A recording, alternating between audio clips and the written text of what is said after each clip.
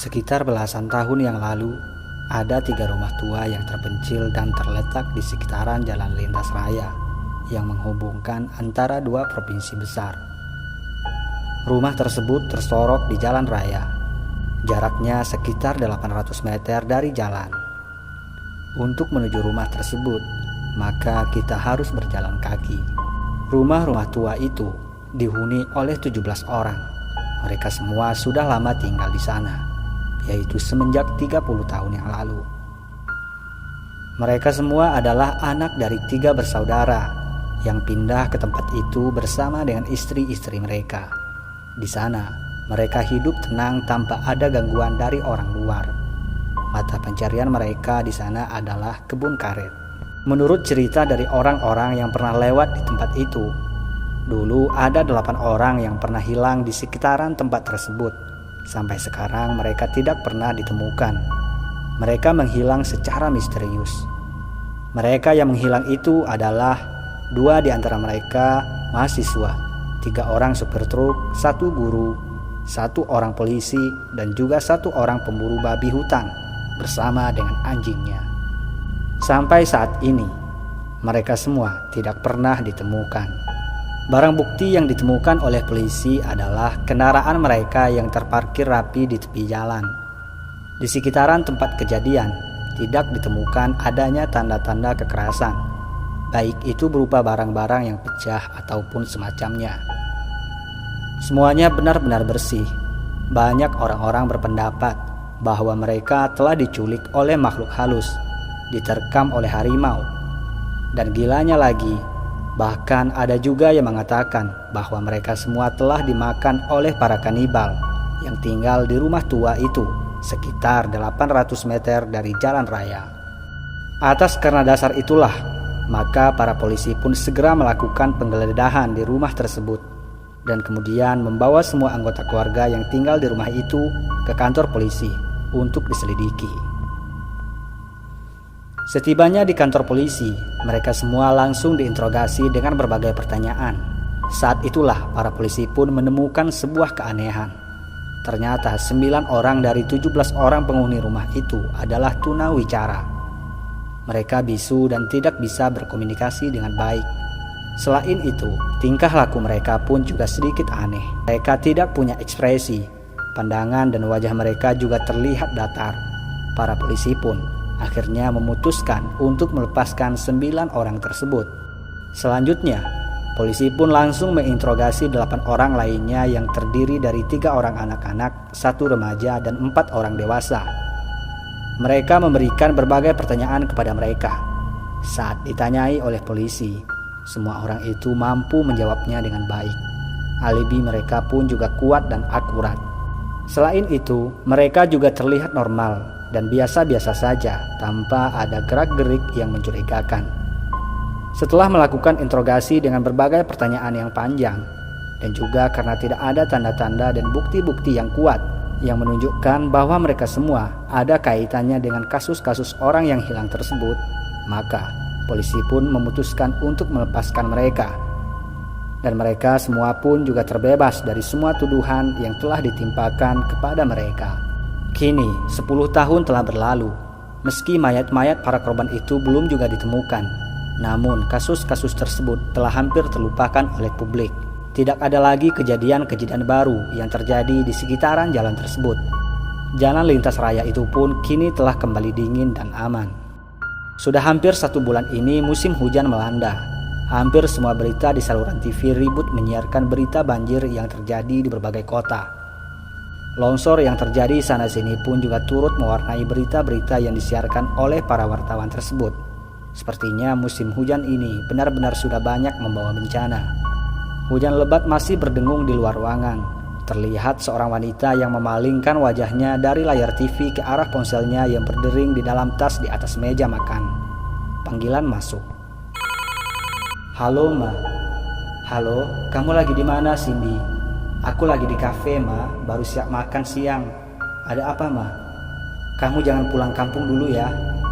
Sekarang ini lagi bahaya. Jalan sering putus dan longsor akibat curah hujan yang begitu tinggi. Iya, Ma. Tapi aku kan... Suara telepon tiba-tiba terputus. Panggilan berakhir. Cindy mendengus kesal sembari menaruh kembali handphonenya ke dalam tas. Pandangannya kembali tertuju ke layar kaca.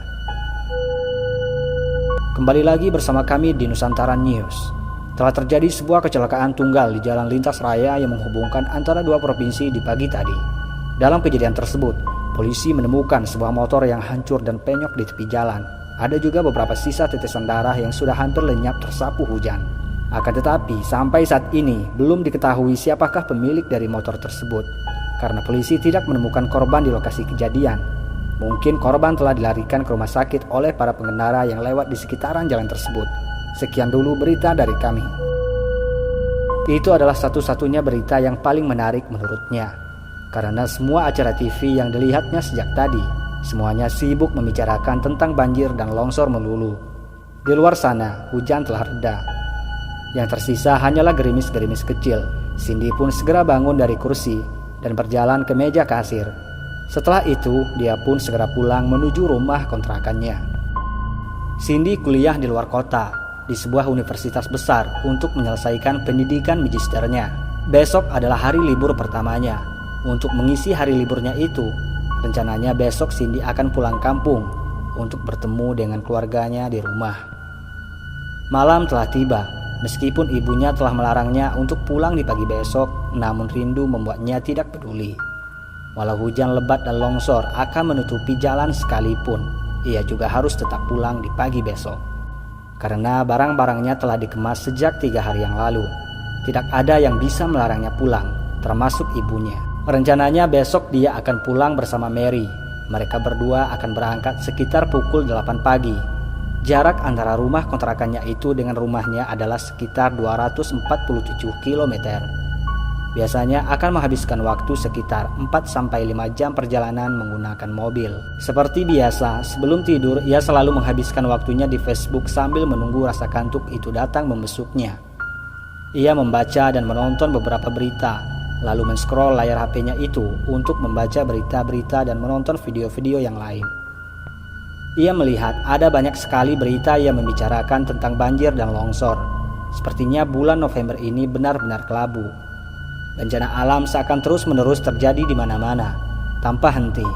Terlihat pula beberapa rumah warga yang terseret oleh arus sungai yang meluap, mobil yang tertimbun longsor, sawah yang terendam, dan sampai kepada berita para petani karet yang mengeluh karena pohon karet mereka tidak bisa menghasilkan getah yang maksimal akibat tercampur oleh air hujan yang terus-menerus turun dalam beberapa hari terakhir. Ada juga berita-berita lain seperti berita yang memuat tentang kecelakaan yang terjadi tadi pagi di jalan lintas. Ternyata sang korban itu belum juga ditemukan. Setelah sempat diduga oleh polisi bahwa korban kecelakaan itu dibawa oleh pengendara lain ke rumah sakit. Namun setelah ditelusuri lebih jauh ke rumah sakit, ternyata polisi tidak menemukan korban tersebut. Sampai saat ini, korban kecelakaan itu belum juga ditemukan. Cindy mulai mengantuk. Dia segera menidurkan HP-nya. Tak lama kemudian, dia pun juga ikut tertidur pula setelahnya. Tak terasa pagi kini telah menjelma. Jam sudah menunjukkan pukul 7 pagi. Cindy telah bersiap-siap di depan rumah kontrakannya itu menunggu Mary keluar dari kamarnya. Sepertinya hari itu mereka berdua akan berangkat lebih awal dari waktu yang telah mereka rencanakan sebelumnya. Setelah memasukkan semua barang-barang mereka ke bagasi mobil sekitar pukul 7.20 pagi, mereka berdua pun mulai bertolak menuju kampung halaman. Dibandingkan dengan pagi-pagi yang telah lewat, pagi ini terbilang jauh lebih baik. Karena hari ini tidak ada tetes-tetes hujan yang jatuh dari langit. Walaupun langit tampak sedikit mendung, akan tetapi sepertinya hujan masih enggan turun. Mobil mereka melesat kencang di jalanan, keluar dari pusat kota. Kini mereka sudah melintas di jalan lintas raya bersama dengan beberapa mobil yang lain. 1-2 rumah-rumah warga terlihat di pinggiran sawah yang telah menguning. Sepertinya musim panen akan segera datang. Malang sekali, sawah-sawah tersebut ternyata malah terendam oleh banjir. Tak lama kemudian, semakin jauh mobil itu melaju, maka rumah-rumah warga itu pun semakin jarang pula terlihat. Kini, sepenuhnya mereka telah keluar dari wilayah perkotaan dan juga pedesaan. Mereka akan dihadapkan dengan jalan lintas yang mendaki dan menurun, yang berbelok-belok dan juga dipenuhi dengan tebing-tebing yang curam. Mereka berdua menikmati pemandangan dan perjalanan tersebut. Sungguh perjalanan yang begitu mengasihkan. Di tengah-tengah perjalanan, tiba-tiba saja mobil mereka mogok. Cindy mencoba untuk menstarter kembali mobilnya tersebut. Namun mobil itu tetap juga masih tidak mau menyala. Mereka berdua segera keluar dari mobil itu untuk meminta bantuan kepada para driver-driver mobil lain yang melintas. Namun jalanan telah sepi. Berbagai percobaan telah mereka lakukan, namun mobil tersebut masih juga tak mau menyala. Mereka mulai gelisah. Cindy pun segera menelepon pacarnya untuk meminta bantuan. Syukurlah pacarnya itu sedang ada waktu luang. Dia akan tiba di lokasi dalam waktu 1-2 jam ke depan bersama dengan 2 orang mekanik yang dipanggilnya dari bengkel. Cindy dan Mary pun merasa lega. Mereka segera masuk ke dalam mobil untuk bersantai-santai sambil menunggu pacarnya datang. Mary mengeluarkan 2 botol minuman beralkohol dari dalam bagasi mobil. Ia kemudian memberikan 1 botol tersebut kepada Cindy. Surprise, Cindy pun menjadi begitu antusias dan senang. Mereka segera memutar musik-musik remix dengan volume yang tinggi, lalu berteriak, bernyanyi, dan juga bergoyang dengan begitu riangnya. Mereka berdua benar-benar menikmati fly-nya selama hampir kurang lebih 2 jam. Pada akhirnya, minuman itu pun habis hingga ke tetes yang terakhir. Cindy pun kembali menghubungi pacarnya. Ternyata ada sesuatu hal yang terjadi. Sekitar 70 km di belakang sana terjadi bencana longsor yang besar. Semua mobil tidak bisa melintas. Mereka harus menunggu sampai tim evakuasi menyelesaikan pekerjaan mereka untuk memindahkan tumpukan tanah yang menutupi jalan. Mungkin itulah penyebabnya mengapa jalanan tampak begitu lengang, kata pacar Cindy menurut para pekerja yang ditanyainya di sana. Mungkin pekerjaan itu akan selesai dalam waktu 5-7 jam ke depan. Sungguh begitu lama. Karena longsor yang terjadi kali ini benar-benar begitu dahsyat. Cindy dan Mary pun menjadi sedikit kecewa. Akan tetapi mau bagaimana lagi, mereka harus tetap bersabar untuk menunggunya. Setelah lama menunggu, setelah lelah bernyanyi, mereka berdua pun tertidur. Beberapa lama kemudian Cindy pun terbangun. Begitupun dengan Mary yang berada di sebelahnya. Ia mencoba untuk kembali menstarter mobilnya tersebut. Aneh sekali, mobil itu tiba-tiba saja sudah bisa menyala dengan mudah. Cindy pun segera menelpon pacarnya untuk memberitahukan tentang hal tersebut kepadanya. Ternyata sampai pada saat itu pun pacarnya itu masih juga terjebak longsor di sana. Mendengar informasi tersebut, pacar Cindy pun memutuskan untuk kembali ke belakang, pulang ke kota. Cindy dan Mary pun kembali melanjutkan perjalanan. Mobil mereka melesat dengan begitu kencang. Tak lama kemudian, 1-2 jatuhlah tetes-tetes air dari langit menimpa kaca mobil mereka. Butir-butir air itu semakin lama menjadi semakin membesar. Hujan deras telah datang. Cindy segera menyalakan wiper pembersih kaca. Sejauh mata memandang, yang terlihat hanyalah jalanan aspal panjang yang membentang. Cuaca sedikit berkabut. Cindy melaju dalam kecepatan 80 km per jam. Mobilnya melesat kencang membelah aspal yang basah.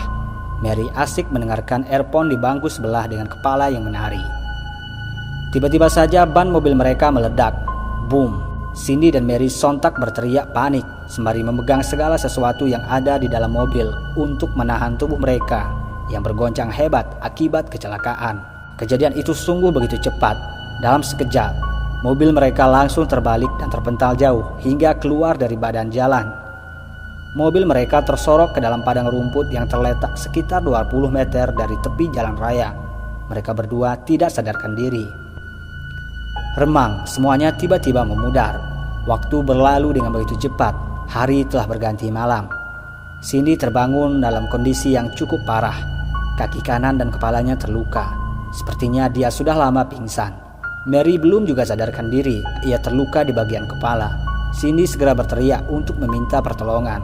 Namun situasi di sana sungguh begitu mencekam. Tidak ada suara manusia yang terdengar, tak ada suara kendaraan yang melintas. Yang ada hanyalah suara gerimis dan petir yang bergemuruh di langit. Ia segera mendobrak pintu dan keluar dari mobil tersebut untuk mencari bantuan. Setibanya di luar, ia segera berpindah ke sisi kiri mobil untuk mengeluarkan Mary dan kemudian mendudukkannya dalam posisi bersandar. Setelah itu, ia segera berjalan menuju jalan raya untuk mencari bantuan. Malam sungguh begitu gelap dan sunyi. Tidak ada satupun kendaraan yang terlihat melintas. Semuanya sepi. Cindy berdiri menatap malam yang kelam. Ia segera mengeluarkan ponselnya dan kemudian menghubungi keluarganya. Saat ia membuka layar ponselnya tersebut, ternyata di tempat itu tidak ada jaringan. Tempat itu benar-benar terpencil dan jauh dari pemukiman masyarakat. Hujan semakin deras membungkus malam. Darah merah terus mengalir dari kepala dan kakinya. Ia begitu linglung, tak bisa berjalan dan melihat dengan baik. Semuanya benar-benar terasa begitu aneh. Ia tidak tahu lagi harus kemana untuk mencari bantuan. Petir di langit terus-menerus memancarkan kilatannya yang menyilaukan. Cindy terus berjalan tanpa henti menyusuri aspal hitam yang basah tersiram hujan. Dari kejauhan, dalam samar-samar, tiba-tiba terlihatlah ada sebuah mobil yang melaju pelan menuju ke arahnya. Cindy pun segera menghentikan langkahnya untuk menunggu mobil tersebut tiba di dekatnya. Ia mendudukkan dirinya di tepi jalan sembari menahan perih lukanya yang terus menghentak. Mobil itu berjalan dengan begitu pelan, jaraknya masih ada sekitar 200 meter dari tempatnya berpijak. Tiba-tiba saja, mobil itu berhenti di depan sana. Tidak lama berselang, semua cahaya lampunya pun juga ikut lenyap, padam. Yang tersisa hanyalah kegelapan. "Tolong, tolong!" Cindy menyerit memanggil dari kejauhan untuk meminta bantuan. Akan tetapi, sayangnya sang sopir itu tidak mendengarkan teriakannya. Hujan masih begitu deras mengguyur malam. Akhirnya ia pun memutuskan untuk berjalan menghampiri mobil tersebut dengan kaki yang separuh pincang. Ketika jaraknya dan mobil tersebut sudah begitu dekat, tiba-tiba saja mesin mobil itu menyala. Sinar lampunya menyorot tajam tepat ke arah muka Cindy, sehingga membuat penglihatannya menjadi silau. Cindy pun mengangkat tangan kirinya untuk menepis sorotan cahaya lampu mobil tersebut. Cindy menjerit dengan isakan tangisnya, meminta bantuan. Tak lama setelah itu, keluarlah seorang pria dari dalam mobil tersebut. Pria itu langsung berlari menemuinya. "Ada apa? Apa yang terjadi?" tanya pria itu. Dia sungguh begitu kaget ketika melihat kondisi Cindy yang berlumuran darah. "Tolong aku!" Cindy menjerit setengah menangis. Air matanya bercucuran deras. Ia kesakitan. Dengan begitu sigap, pria itu langsung membawa Cindy ke dalam bus miliknya. Di dalam bus tersebut terlihat ada sekitar belasan orang yang duduk. Pria itu kemudian mendudukkan Cindy di salah satu bangku yang kosong. Setelah itu, ia pun segera berlari kembali untuk mengambil kotak P3K yang terletak di laci bagian depan untuk mengobati kaki Cindy yang terluka parah. Saat ia menuangkan beberapa tetes alkohol ke luka tersebut, sontak Cindy langsung menjerit kesakitan. Namun tak lama kemudian, luka di kaki Cindy itu pun akhirnya terbalut dengan rapi. Cindy pun mulai merasa baik. Saat itu, tiba-tiba lewatlah sebuah mobil sedan putih dari arah belakang sana dengan kecepatan yang begitu tinggi. Sekitar 500 meter di depan sana, entah mengapa mendadak saja mobil itu berhenti. Tiba-tiba terlihatlah dua orang pria yang keluar dari dalam mobil tersebut. Sepertinya mereka sedang mengambil sesuatu. Cindy dan pria yang menolongnya itu tak bisa melihatnya dengan jelas dari balik kaca bus yang basah oleh tetes-tetes hujan yang jatuh. Sekitar 3 menit kemudian, mobil itu pun langsung melesat kembali dengan kecepatan yang begitu tinggi ke arah depan, menjauh dan menghilang di dalam gelap.